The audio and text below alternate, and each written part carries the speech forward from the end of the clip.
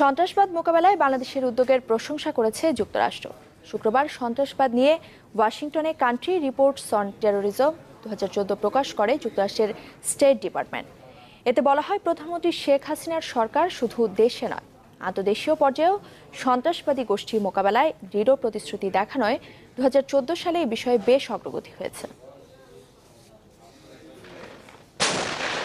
সন্ত্রাসবাদ নিয়ে শুক্রবার ওয়াশিংটনে কান্ট্রি রিপোর্টস অন টেরোরিজম 2014 প্রকাশ করে যুক্তরাষ্ট্রের স্টেট ডিপার্টমেন্ট। বলা হয়, 2014 সালে সন্ত্রাসী হামলার পরিমাণ 35% বেড়েছে এবং আগের বছরের তুলনায় মোট হতাহতের সংখ্যা বেড়েছে 81%।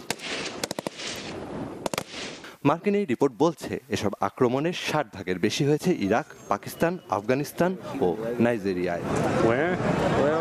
তবে সন্ত্রাসবাদের বিরুদ্ধে লড়াইয়ে এখনও সামনের কাতারে দক্ষিণ এশিয়ার দেশগুলো। আর এই তালিকায় বাংলাদেশকে সামনে এনে সরকারের উদ্যোগের প্রশংসা করে যুক্তরাষ্ট্র। এতে বলা হয়, প্রধানমন্ত্রী শেখ হাসিনা সরকার শুধু দেশে নয়, আন্তর্দেশীয় পর্যায়েও সন্ত্রাসবাদী গোষ্ঠীগুলো মোকাবেলায় প্রতিশ্রুতি দৃঢ়ভাবে পালন করেছে। ফলে 2014 সালে এ বিষয়ে বেশ অগ্রগতি হয়েছে।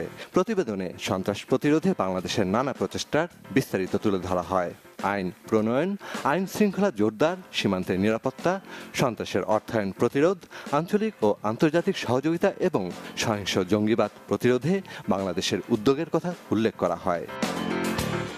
সীমান্তে এবং স্থল, সাগর ও বিমানবন্দরের প্রবেশপথে নিয়ন্ত্রণ আরও জোরদার করতে বাংলাদেশের সহযোগিতার কথাও প্রতিবেদনে তুলে ধরে যুক্তরাষ্ট্রের পররাষ্ট্র দপ্তর। বলা হয়, সন্ত্রাসবাদ বিরোধী সচেতনতা তৈরিতে মাদ্রাসা শিক্ষার উপর নজরদারি বাড়িয়েছে বাংলাদেশ সরকার।